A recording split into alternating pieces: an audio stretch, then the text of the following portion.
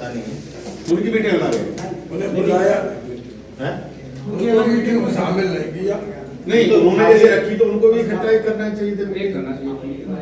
नहीं वो मैं तो यही समझ रहा था कि यहीं पे है, सबकी एक साथ ही है। अच्छा अच्छा, क्योंकि श्याम बाबू जी का मैसेज था ना। उन्होंने पहले बताया नहीं कि इकट्ठी करो या हम कर रहे हैं मीटिंग, उन्होंने अपना मैसेज बहुत पहले डाल दिया था। जबकि उनको इस मीटिंग की जानकारी थी, क्योंकि आपने तो पूरे ग्रुप पे डाली थी, उन्होंने सिर्फ नेशनल के ग्रुप पे डाली थी, किसी को जानकारी नहीं थी। इसमें तो जहाँ तक मेरा सुझाव ये था कि ये जो दो मेन मुद्दे थे बनारस में जो मीटिंग थी उसके लिए, और जो गया वाला जो है या जो 9 तारीख का जो प्रदर्शन होना है उसमें हम इकाई लेवल पे या प्रदेश लेवल पे तमाम तरह के कार्यक्रम न करके एक झंडे तले राष्ट्रीय कार्यकारिणी के बैनर के नीचे अगर सब लोग इकट्ठे होकर के इस कार्यक्रम में हिस्सा लें तो ज़्यादा अच्छा है, और नेतृत्व तो हमारी राष्ट्रीय कार्यकारिणी करे तो ही ज़्यादा अच्छा है, क्योंकि ये केवल एक प्रदेश या इकाई की बात नहीं है, ये राष्ट्रीय लेवल की बात है और उन्हें आगे आना चाहिए और हमें उनका सपोर्ट करना चाहिए।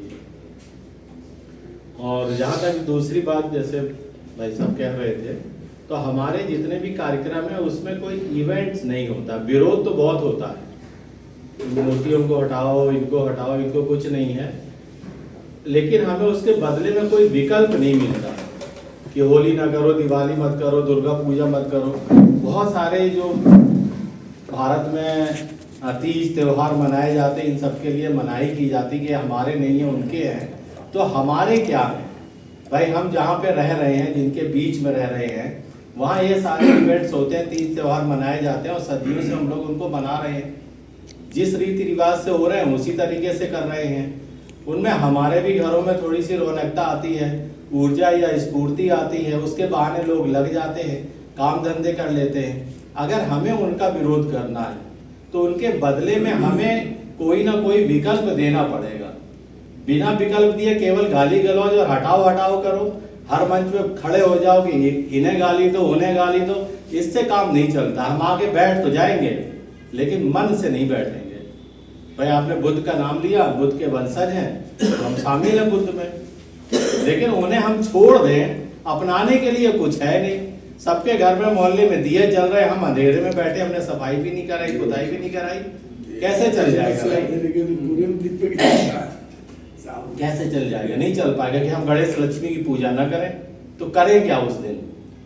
या एक तरफ तो ये कहा जाता है कि जितने भी तीज त्योहार हैं ये सारे हमारे ही थे, उन्होंने अपना लिए हैं, तो उस तरह से समझाया जाए। अगर वो सब हमारे ही हैं तो हम क्यों ना मनाएं?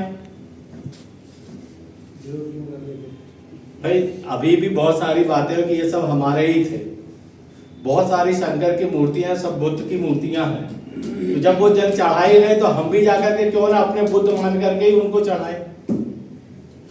जो ये साथी शशि करके कौन है, वो जो महाराज जी केवल दाढ़ी सफेद रखते हैं, पूरी गाली कर लेते हैं, वो तो बुद्ध का ही शिवलिंग है ना, जो लिंग बना हुआ उस पे चारों तरफ बुद्ध की छपी हुई है, उसी पे वो जलाभिषेक करते हैं। तो जब वो बुद्ध ही हैं तो हम बुद्ध मान करके क्यों ना उनका जलाभिषेक करें।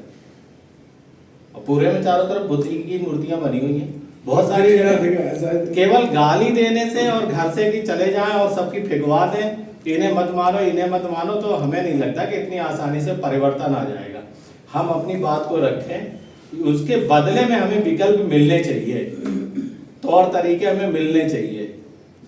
तो जैसे अभी कई लोगों ने कहा, और ये बात आती है, यहाँ पे भी मीटिंग में नहीं आते लोग, परिवार के बच्चे भी शामिल नहीं होते, क्योंकि उनके लायक कुछ था नहीं। हम अपनी बात तो रखते हैं लेकिन उनके लिए कुछ हम दे नहीं पाते, इसलिए वो लोग जुड़ भी नहीं पाते। अभी जो हम लोगों ने अशोका टावर क्या था वो, वहाँ पे जो कार्यक्रम किया था, तो उन्हें बच्चों को कुछ मिला था, इसलिए वो जुड़े थे, फैमिली के भी लोग जुड़े हुए थे वहाँ पे, उन्हें अच्छा लगा था, क्योंकि उन्हें लग रहा था कि हमारी भागीदारी है। और वहाँ पे बहुत ज्यादा प्रवचन नहीं हुए थे, गाली गलौज भी नहीं हुई थी कि खड़े होके माइक पे लेके पंडित जी को गाली दो तो उनको गाली दो, उनको गाली दो। और हम लोग जो खड़े हो जाते हैं अपने बारे में तो कुछ नहीं बताते, बस केवल गाली देना शुरू कर देते हैं कि इनको मत मानो, इनको मत मानो, इनको मत बुलाओ, इनके साथ मत उठो बैठो, तो जाए कहाँ? एक बात आती है कि हम समझदार नहीं, हम डरते बहुत हैं, एक पंडित मोहल्ले में बहुत कुछ कह जाता है, हम 50 लोग रह के नहीं कर पाते। हमारा परिवार आज के समय में बहुत पढ़ा लिखा है, संपन्नता भी खूब आ गई है, लेकिन हम उतने शक्तिशाली बलशाली इसलिए नहीं हो पा रहे हैं क्योंकि ऊपर हमारा सपोर्ट कहीं पे भी नहीं है। अगर हम अपने आप में इतने सक्षम नहीं हैं, अभी जैसे कह रहे हैं ना कि पुलिस वालों ने बिना परिवार की सहमति के उसका दाह संस्कार कर दिया। क्यों कर लिया? क्योंकि उनके पास पावर है। परिवार क्यों नहीं कर पाया? कि वहीं पे नेतृत्व तो नहीं है उनका। ना तो कोर्ट कचहरी है, ना थाना पुलिस है, ना अदालत है। हर जगह जब वही है, सब कुछ उनके ही फेवर में होगा, तो अकेला ही वो बहुत बलशाली है। वो अपनी बात को कह लेता है और आपसे मनवा भी लेता है, क्योंकि उसकी पूछ है, उसकी पकड़ है। हम कितने भी सच बने रहें, हम 2-4 मिनट बोल करके फिर शांत हो जाते हैं। हम उसकी मानते भी नहीं है, लेकिन हम अपनी मनवा भी नहीं पाते हैं। केवल क्या करते हैं, चुप लगा जाते हैं बस। अभी दिल्ली में चुनाव हुए, सरकार बदल गई, बहुत सारी चीजें बंद हो गई हैं, हम बड़े खुश हैं। भाई हमारे ही सुविधाएं बंद हुई और हम खुश हैं बदल करके, क्योंकि हमें ऐसा बताया गया था कि ये सब बेकार की है, हमने लात मार दी।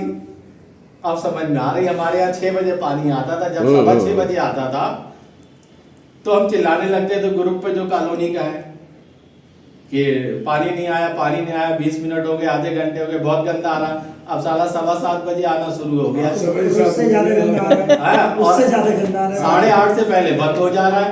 क्या मजा है जो कहीं चूम रही हो, क्योंकि बोलते वही थे और हमने मान ली थी वो बात को। अब 2,500 महिलाओं को मिलने हैं और उसमें 2,500 क्लॉज लग गए हैं। अब हम कुछ नहीं कर पाते, बिलबिला के रह गए।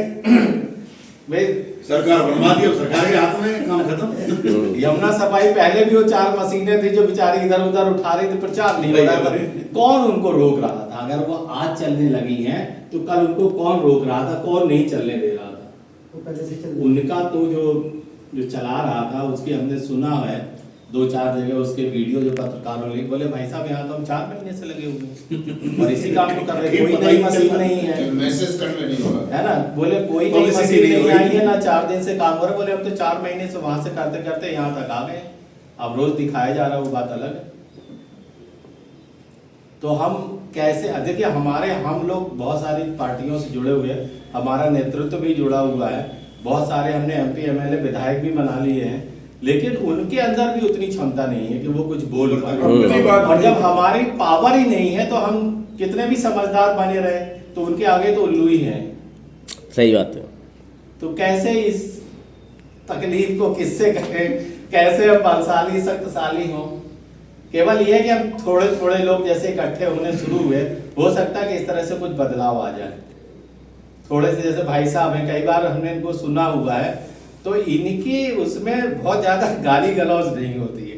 हमें अपनी बात कहनी है, इनके बारे में बताना, आप प्रचार प्रसार करिए, ऐसी जागरूकता लाइए, ऐसी बातें बताइए, कुछ इनके अंदर कुछ ऐसे इवेंट्स आ जाएं कि लोग जुड़ना शुरू करते हैं। केवल गाली से काम नहीं चलेगा और केवल हटाने और भगाने से भी काम नहीं चलेगा, बीच का रास्ता नहीं। वो तो उन्होंने कहा ही है, मध्यम मार्ग अपनाने को तो कहा ही है। भाई जितनी ज्यादा से ज्यादा जानकारी होगी तभी तो हम कुछ न कर पाएंगे। और फैक्ट ये है भाई साहब, विवाह शादियों में तो न तो संस्कृत समझ आती है ना पाली समझ आती है। आप संस्कृत में गाली दे दो या पाली में गाली दे दो, बात एक ही है। कोई असर नहीं पड़ने वाला। तो कुछ भी बोलते रहिए। सही है। हमारे पिताजी की डेथ हुई थी। हाँ, ये बहुत जरूरी है। हाँ। देखो जैन समाज की संख्या बहुत कम है ना, लेकिन वो सभी धर्मों को लेके अपनी ही बात रखते हैं, अपनी बात रखते हैं। और सब जगह कहीं पे भी गाली गलौज वाली बात नहीं है। अच्छा, हम तो लोग सत्यनारायण कथा के लिए बुलाते हैं, लेकिन हम बहुत क्या कथा नहीं बोलते करते, हैं, रामलीला में शामिल नहीं होते बहुत समर्थन करते हैं। इसमें- यही तो नारायण कौन है जो आपको आपकी कल्याण चीजें बता दो तो आप हमारे दर्शन करें, वो अपने नारायण। जब कार्यक्रम करते हैं वहाँ उनकी मूर्ति तक नहीं होती। बुद्ध जयंती की जैसे बात है, हम ये चाह रहे हैं कि बुद्ध जयंती कहीं अच्छी सी जगह पे पूरे प्रदेश की इकट्ठी हो जाए और एक ऐसी रूपरेखा तैयार हो जाए जिसमें सबकी भागीदारी हो, महिलाओं की भी हो, बच्चों की भी हो और हमारे धर्म की भी उसमें बात आ जाए समाज के उत्थान की भी बात आ जाए, केवल एक तरफा न रहे। धन्यवाद सर। धन्यवाद जी। आपने